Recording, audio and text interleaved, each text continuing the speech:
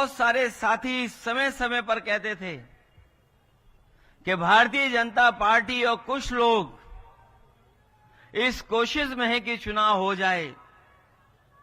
मैं बात उस समय स्वीकार नहीं कर रहा था, लेकिन जिस तरीके से कार्रवाई सरकार ने की और जिस तरीके से झूठे मुकदमे लगाए गए, उसकी वजह से आज हमें और आपको चुनाव के बीच में जाना पड़ा है। ये चुनाव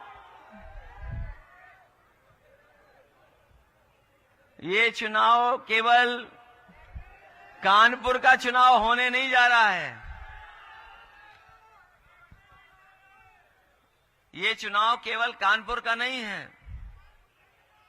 जब मैं और आप यहां पर मैदान में मिल रहे हैं तो बहुत सारे लोगों को जानकारी हो गई होगी कि सुप्रीम कोर्ट का अभी बुलडोजर पे फैसला क्या आया है। अभी जब हम और आप लोग इस जनसभा में खड़े हैं, बैठे हैं, उससे आने से पहले आपको सबको पता होगा कि सुप्रीम कोर्ट ने क्या टिप्पणी की है और इस सरकार का जो बुलडोजर प्रतीक बन गया था, उसके खिलाफ जो टिप्पणी की है और सुप्रीम कोर्ट में जो लाइनें रखी गई हैं, वहां के जज साहब जो उन्होंने पढ़ा लाइनों को और जो बोला कोर्ट में, वो कोई भी लोकतंत्र में जो फैसला आया है उसको स्वीकार करेगा, उसको बधाई देगा। मैं इस मौके पर जो सुप्रीम कोर्ट का फैसला आया है सरकार के खिलाफ, उसका धन्यवाद देता हूं, बधाई देता हूं। और वो जो लाइनें पढ़ी उन्होंने, जिस तरीके से घर तोड़ा गया था बुलडोजर से, उसके खिलाफ कोर्ट में गए और उसके बाद जो जजमेंट आया है, ऐसे कम फैसले होते हैं जहां पर सरकार को जुर्माना देना पड़ता है। क्या कोई सोच सकता है कि सुप्रीम कोर्ट ने सरकार पर 25 लाख का जुर्माना लगाया है? न केवल जुर्माना लगाया है, बल्कि ऐसे दोषी अधिकारियों के खिलाफ कार्रवाई करने के लिए भी कहा है जिन्होंने बुलडोजर चला करके किसी का घर तोड़ने का काम किया है। जो घर तोड़ना जानते हैं, उनसे क्या उम्मीद करोगे आप? जो घर तोड़ने में सेकंड न लेते हो, उनसे क्या उम्मीद करते हो? कम से कम आज के बाद उनका बुलडोजर हमेशा हमेशा के लिए खड़ा हो जाएगा गैराज में। अब किसी गरीब का घर नहीं टूटेगा। और जो फैसला देते समय पढ़ा उन्होंने अपनी लाइनें, अपना घर हो, अपना आंगन हो। उन्होंने एक व्यक्ति के बारे में लिखा कि अगर जो व्यक्ति अपने जीवन भर में कोशिश करता है कि घर बना ले, उसके लिए जो लाइनें पढ़ी गई कोर्ट में, अपना घर हो, अपना आंगन हो, इस ख्वाब में हर कोई जीता है। इंसान के दिल को ये चाहत है कि एक घर का सपना कभी न छूटे।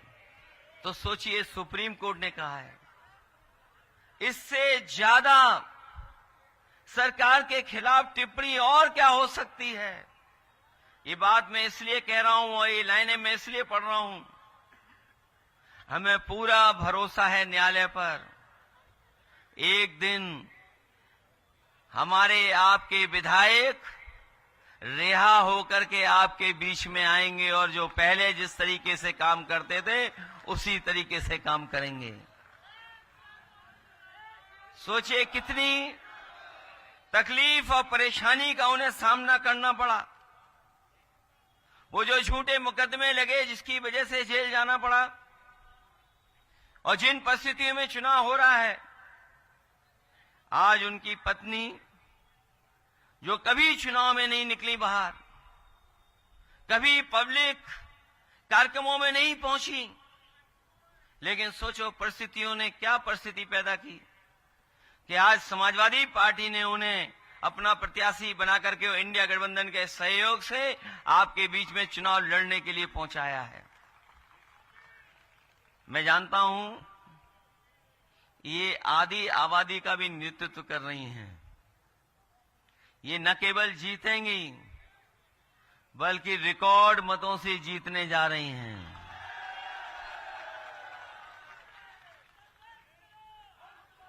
इसीलिए आपने देखा होगा लोग जो बीजेपी वाले हैं वो घबराए और डरे हुए तो है ही हैं, लेकिन जब से उपचुनाव की तारीखें आ गई हैं वो कुछ हिले हुए दिखाई दे रहे हैं। और याद रखना, जो टालेंगे वो चुनाव हारेंगे। और अगर मैं सच्चाई कहूं और प्रतिशत के हिसाब से कहूं तो इस बार भारतीय जनता पार्टी 100% चुनाव हारने जा रही है। और सीटों की गिनती से बोलूंगा तो मैं इस बार 9 की 9 सीटें हारने जा रहे हैं। न केवल हारने जा रहे हैं बल्कि लोग जो हिले डुले और डरे दिखाई दे रहे हैं, जिस तरीके से फैसले आ रहे हैं, जिस तरीके से महाराष्ट्र से आवाज आ रही है चुनाव वहां हारेंगे और देखना उत्तर प्रदेश की कुर्सी अपने आप चली जाएगी। कोई कुर्सी को नहीं रोक सकता। इसीलिए चुनाव टाले गए। बताओ, चुनाव टाले गए घबरा करके कि नहीं टाले गए?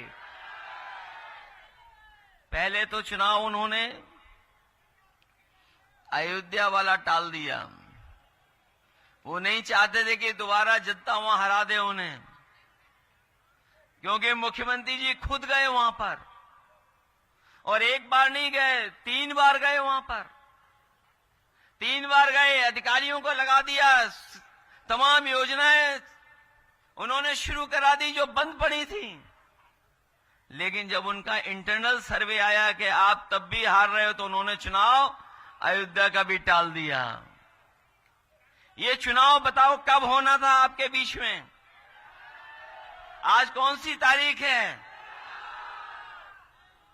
इसी दिन इन्हें चुनाव हारना था, लेकिन चुनाव टाल दिया इन्होंने।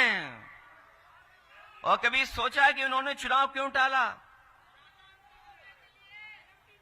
चुनाव इसलिए टाला इन्होंने कि जब इन्हें मालूम पड़ गया कि त्योहारों के समय पर लोग आए हैं, छुट्टी लेकर के आए हैं, घर पर पहुंच गए हैं, त्योहारों के साथ साथ उन्होंने मन बना लिया था कि इस बार भारतीय जनता पार्टी को सबक सिखा करके जाएंगे। जब उनको इस बात की भनक पड़ गई तो उन्होंने 13 तारीख से चुनाव टाल करके 20 तारीख कर दिया। अगर 20 तारीख कर दिया तो कानपुर वाले लोग इतना हैं कि 13 का हिसाब पूरा का पूरा 20 तारीख को करेंगे। यहां कोई चुनाव नहीं बचा। और हमारे जो मुख्यमंत्री जी हैं वो पीडीए के बारे में जानते नहीं हैं। वो कह रहे हैं कि पता नहीं क्या पीडीए है, उनका फुल फॉर्म जो पीडीए का बताया तो मैं बहुत सोचता रहा, ये बताओ एच कहां से आ गया इसमें? जो वो पीडीए का उन्होंने फुल फॉर्म बनाया, मैं सोचता रहा ये एच कहां से आ गया। और सच्चाई तो ये है, जो पीडीए वाले घबराए हुए हैं वो इसलिए घबराए हुए हैं, पीडीए के नारे से उनके पेट में दर्द हो रहा है।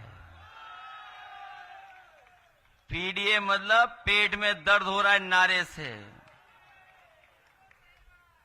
ये जब से पीडीए का नारा चला है और साइकिल का हैंडल हाथ ने पकड़ा है,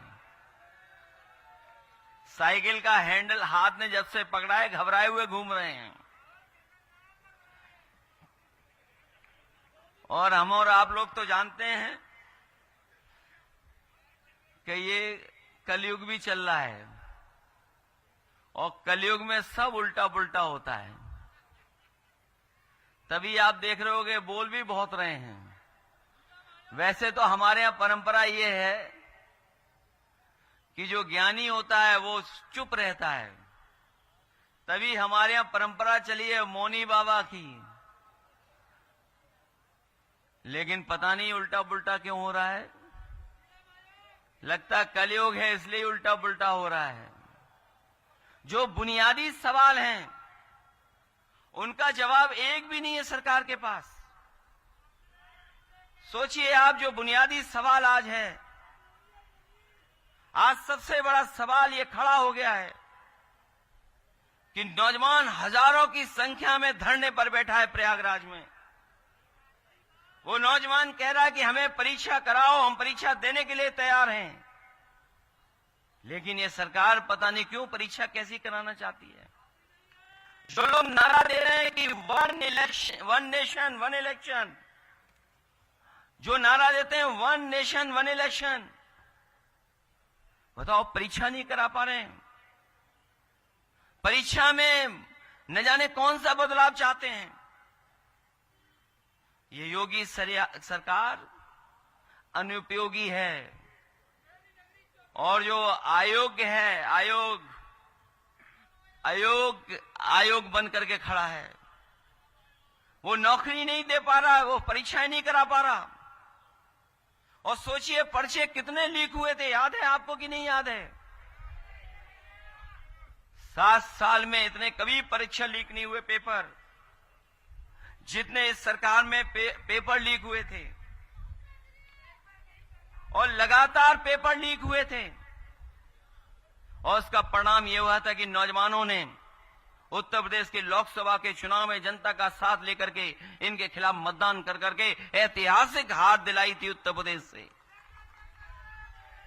ये कभी कल्पना नहीं कर सकते थे, लेकिन उत्तर प्रदेश के किसानों ने, नौजवानों ने मिलकर के इनको हराने का काम किया। जो नौजवान नौकरी ढूंढ रहा है वो जान गया है कि नौकरी भाजपा के एजेंडा में नहीं है। ये नौकरी देना, पेपर कराना, समय पर नौकरी मिल जाए, वो भारतीय जनता पार्टी का एजेंडा नहीं बचा। और ये न केवल नौजवानों को धोखा दे रहे हैं, बल्कि नौजवानों के भविष्य को भी धोखा देने का काम कर रहे हैं। नौकरी है ही नहीं, रोजगार नहीं। और इलाहाबाद के हजारों छात्र आंदोलन कर रहे हैं। इन पे आरोप लगते हैं, कोई एक आरोप नहीं लगता, इन पे आरोप लगातार लग रहे हैं। परीक्षा प्रणाली में हेरा फेरी करने वाले यही भाजपा के लोग हैं, इन पे आरोप लगता है। गलत प्रश्नोत्तर बनाते हैं, गलत क्वेश्चन पेपर बनाते हैं और उसका पेपर छपवाने वाले कोई नहीं है, भाजपा वाले हैं। पेपर लीक करवाने वाले भी भाजपा वाले हैं। परीक्षा की तारीख टालने वाले यही भाजपा वाले हैं। परीक्षा रद्द करवाने वाले यही भाजपा वाले हैं। और कभी कभी कॉपी भी बदलवा देते हैं। और आपको याद होगा पिछले चुनाव में भी और आज भी हम कह रहे हैं कि आरक्षण को मारने वाला कोई नहीं, यही भाजपा वाले लोग हैं जो आरक्षण को भी समय समय पर छीनने का काम कर रहे हैं। न केवल आरक्षण को मार रहे हैं, बल्कि रिजल्ट को भी परवाह नहीं करते कि समय पर रिजल्ट आए कि नहीं आए, रिजल्ट को भी टालते हैं। और जब इन सब चीजों से निकल भी जाए तो ये जाकर के कोर्ट में परिणाम को भी उलझाने का काम करते हैं।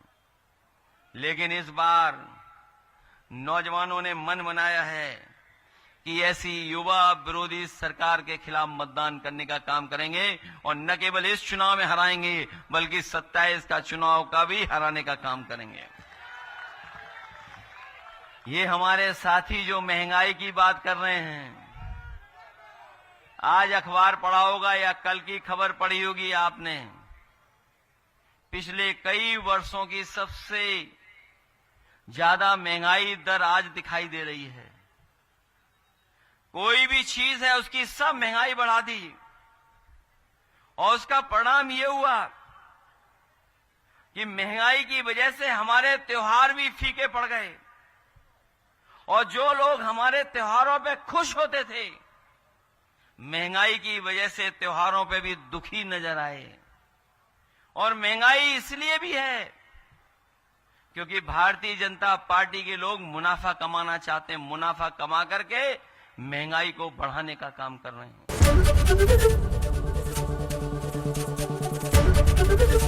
एबीपी गंगा, खबर आपकी, जुबान आपकी।